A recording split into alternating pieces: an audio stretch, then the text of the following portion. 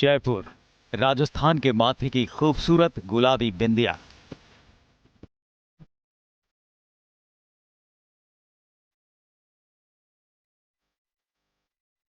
परकोटे के अंदर और बाहर फैला दिलकश शहर।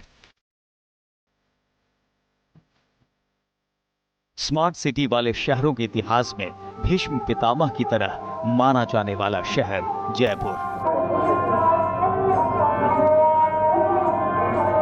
क्योंकि आज से 300 साल पहले जब अरावली की पहाड़ियों के बीच देश का पहला प्लान्ड शहर बसाया गया था, तो उसकी डिजाइन इतनी अनूठी रखी गई कि आज भी दुनिया के आर्किटेक्ट्स इस पर ताज्जुब करते हैं।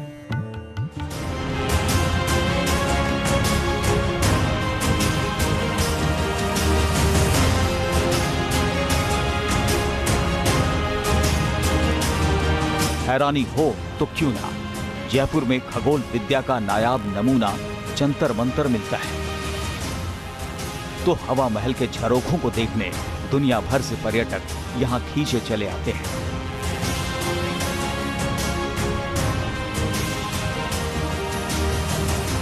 उसी जयपुर में एक भगवान का दर ऐसा भी है जिसके आगे सालों से शहर सिर झुकाता है।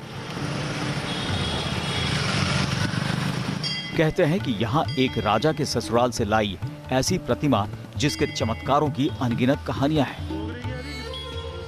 उसी मंदिर के बारे में मान्यता ये भी है कि यहाँ से सत्ता का आशीर्वाद मिलता है। राजनेताओं का चुनावी अभियान मंदिर से ही शुरू होता है। बात जयपुर के मोती डुंगरी वाले गणेश मंदिर की है। धार्मिक नगरी, पर्यटन नगरी और छोटी काशी के रूप में देश दुनिया में मशहूर जयपुर सिर्फ ऐतिहासिक विरासतों और अपने किलों के लिए ही देश दुनिया में नहीं जाना जाता है, बल्कि यहाँ आस्था का एक बड़ा केंद्र है मोती डुंगरी गणेश जी मंदिर, जहाँ आम लोगों से लेकर खास लोग अपना शीश झुकाते हैं, अपनी मनोकामना मांगते हैं। मान्यता है ये मंदिर बहुत चमत्कारी है। यहाँ जो भी भक्त आकर अपनी श्रद्धा से कुछ भी भगवान गणेश से मांगते हैं वो जरूर पूरी होती है। और यही वजह है यहाँ सिर्फ आम लोग ही नहीं बल्कि राजनीतिक गलियारों से निकलने वाले तमाम बड़े दिग्गज नेता भी प्रथम पूज गणेश जी के शीश झुकाते हैं। और यहाँ आने वाले तमाम नेता, चाहे चुनावी सीजन हो या सामान्य दिनों की बात हो, जयपुर अगर कोई आता है तो गणेश जी मंदिर जरूर आता है। और फिलहाल चुनावी सीजन की अगर बात करें तो जयपुर में होने वाली कोई भी बड़ी रैली बिना गणेश जी के दर्शन के संभव नहीं है।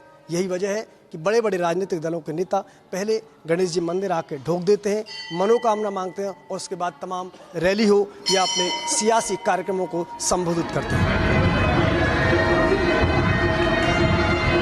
चुनाव के दौरान जयपुर के मोती डुंगरी मंदिर में भक्तों में राजनेताओं की तादाद काफी बढ़ जाती है। राजस्थान की राजनीति में नेता चाहे कितना ही कद्दावर क्यों ना, बड़े काम की शुरुआत से पहले गणेश मंदिर में आकर ढोक लगाना लाजमी सा होता है। मान्यता यह है कि मंदिर से सत्ता का आशीर्वाद मिलता है।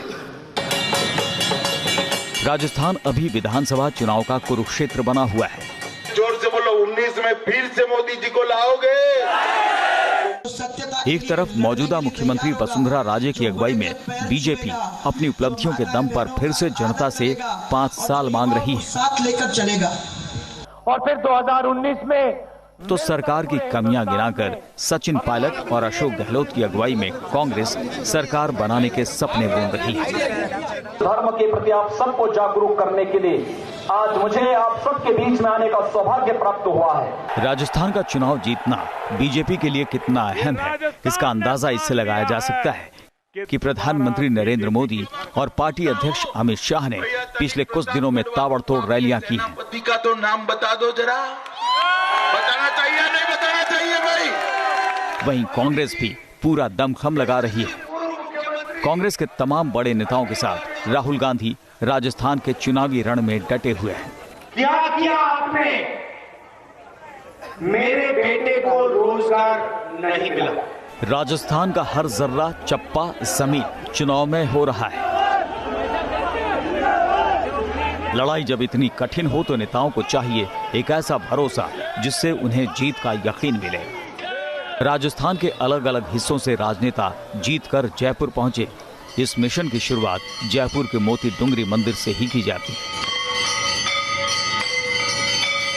राजनेता चुनाव रणक्षेत्र में उतरने से पहले गणेश मंदिर में आशीर्वाद लेते हैं, फिर चाहे वो राज्य की ताकतवर मुख्यमंत्री वसुंधरा राजे ही क्यों ना हो। राजस्थान की सियासत से निकले कई दिग्गज खिलाड़ी, चाहे मुख्यमंत्री वसुंधरा राजे की बात हो, सचिन पायलट हो, भैरव सिंह शेखावत की बात हो, ललित किशोर चतुर्वेदी, हरिशंकर भावड़ा जैसे तमाम दिग्गज नेता गणेश जी के यहाँ शीश झुकाने आते रहे। यही नहीं, भाजपा के राष्ट्रीय अध्यक्ष अमित शाह ने भी यहाँ विशेष पूजा अर्चना की है। एक लंबा इतिहास है सियासत से निकलने वाले किरदारों का, जिन्होंने मोती डूंगरी गणेश मंदिर में पूजा अर्चना कर अपने सियासी सफलता की कामना की है।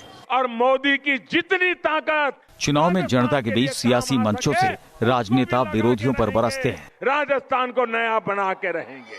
लेकिन सारी राजनीतिक विचारधाराएं आकर इस मंदिर में एक हो जाती हैं। सभी पार्टियों के नेता यहाँ भक्त की तरह आते हैं।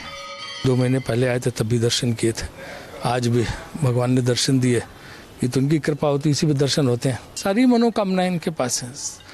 इस ब्रह्मांड में ऐसी कौन सी चीज है जिनकी जानकारी बनी, सब इन्हीं से चलता है। गणेश जी के मंदिर और भी हैं, जयपुर में काफी मंदिर है, मगर गणेश मंदिर की जो आस्था है मोती डूंगरी गणेश जी की, वैसी आस्था पूरे सनातन समाज में और मंदिरों में कम देखने को मिलती है। राजनेताओं में आखिर क्यों ये मान्यता है कि गणेश मंदिर के दर से जीत मिलती है? आखिर वो कौन सा किस्सा रहा होगा जिसके बाद राजनेता चुनाव से पहले जीत हासिल करने के लिए इस दर की हाजिरी लगाते हैं?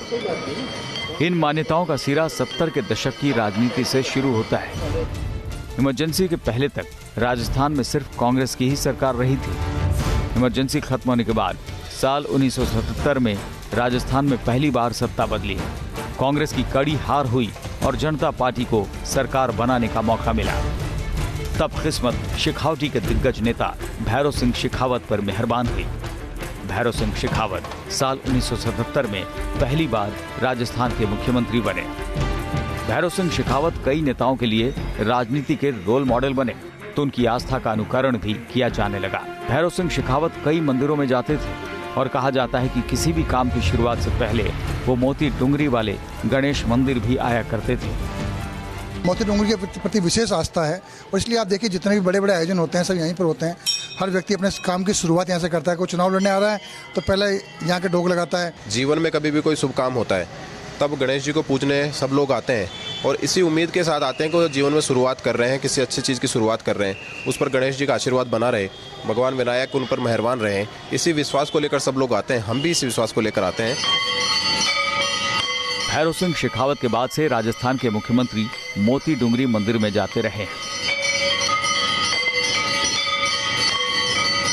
बताया जाता है कि पूर्व मुख्यमंत्री अशोक गहलोत भी गणेश मंदिर में ढोक लगाने जाते थे।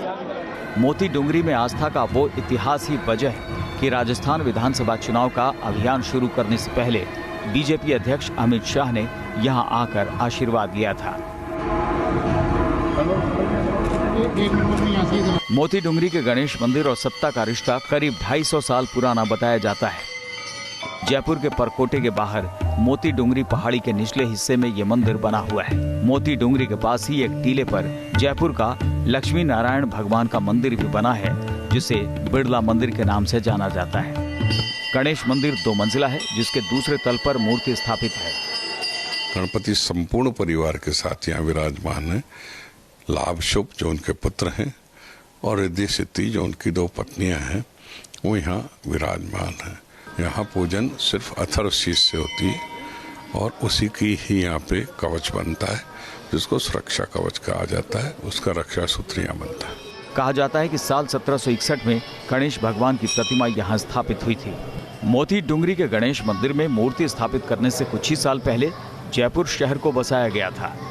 पहले राजाओं की राजधानी आमेर हुआ करती थी।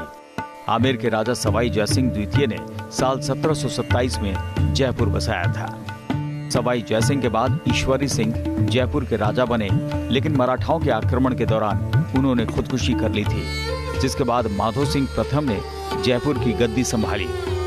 माधो सिंह ने जयपुर में कई इमारतें बनवाई और कहा जाता है कि मोती डूंगरी का गणेश मंदिर भी उन्होंने ही बनवाया था। गणेश मंदिर को लेकर आस्था के गलियारों में मान्यता ये है कि उदयपुर के मावली में माधो सिंह के ससुराल से ये गणेश प्रतिमा जयपुर लाई गई थी। जिसके बाद इसे मोती डुंगरी पर स्थापित किया गया। गणेश की प्रतिमा को यहाँ लाया गया था। उस वक्त यह प्राचीन प्रतिमा लगभग 500 साल पुरानी थी, यानी कि उस लिहाज से हम कह सकते हैं कि ये लगभग 800 साल पुराना प्राचीन मंदिर है। और जहाँ तक इस मंदिर की बात है, नगर सेठ पल्लीवाल ने इस मंदिर का निर्माण करवाया था और तभी से ये मंदिर आस्था का केंद्र बना हुआ है।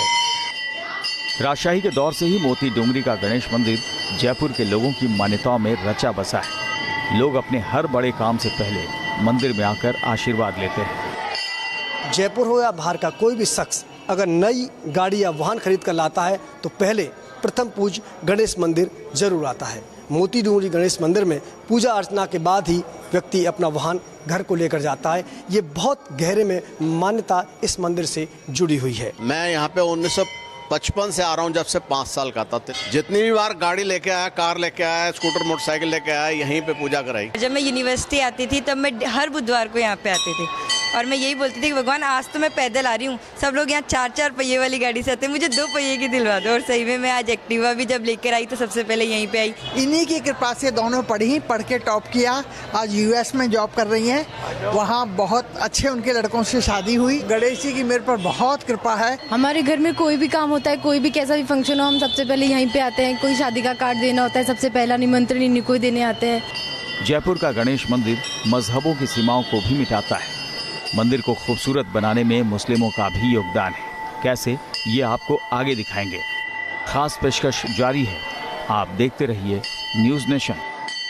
जयपुर के मोती डुंगरी वाले गणेश मंदिर की खूबसूरती देखते ही बनती है। पूरे मंदिर में दीवारों पर नक्काशी की गई है और सोने का लेप किया गया है। बताया जाता है कि मुस्लिम कलाकारों ने अपने हुनर से मंदिर को ये खूबसूरती दी है। एक सोने की परत इस पर चढ़ाई गई है। इस परत से ये मंदिर भव्य हुआ है, सुंदर हुआ है और आकर्षण का केंद्र तो बना ही है, लेकिन सबसे जो खास बात है, जो आकर्षित करती है, वो है इसके बनावट के पीछे छुपा हुआ इतिहास। दरअसल जयपुर की खास विशेषता सांप्रदायिक सौहार्द का ये जीवंत उदाहरण है। इस कला को, इस नक्काशी को मुसलमान कलाकारों ने अपने हाथों से उड़ेला है इस मंदिर में। यही नहीं, यहाँ के महंत ने बताया कि बुधवार के दिन कई मुसलमान भक्त भी गणेश जी के मंदिर में आकर शीश झुकाते हैं, अपनी मनोकामनाएं मांगते हैं। तो ये सोने की परत हमारी सांप्रदायिक सौहार्द जैसी विरासत को भी चमका रही है। सबसे ज्यादा राज किया किसने? चुनाव में धर्म और जाति के नाम पर लोगों को बांटने की कोशिश राजनीतिक मंचों से हो रही है। धर्म से ध्रुवीकरण हो रहा है। भ्रष्टाचार दूर करने का मन क्यों नहीं हुआ? ऐसे माहौल में जयपुर का गणेश मंदिर आस्था का ऐसा दर है जहां भाईचारा भी कायम रहता है। हिंदुओं के साथ साथ मुस्लिम भी मंदिर में आते हैं। मुसलमान भी कोई गाड़ी लेता है तो वो यहाँ पे उसके तिलक कराता है, और बुधवार को भी बहुत सारे मुसलमान जिनको मैं व्यक्ति से जानता हूँ यहाँ पे दर्शन करने आते हैं। तो ये तो अच्छी बात है। राजस्थान में 7 दिसंबर को विधानसभा चुनाव के लिए वोटिंग होनी है। 11 दिसंबर को नतीजे आएंगे। नतीजे अपने पक्ष में करने के लिए राजनेता मोती डुंगरी के हनुमान मंदिर का भी सहारा ले रहे हैं। अप्रत्यक्ष तौर पर यह मंदिर हर चुनाव में हिस्सा लेता है, इसीलिए यह मंदिर माना जाता है सियासत का सिद्ध पीठ। वीडियो जर्नलिस्ट महेश शर्मा के साथ लाल सिंह फौजदार, न्यूज़ नेशन, जयपुर।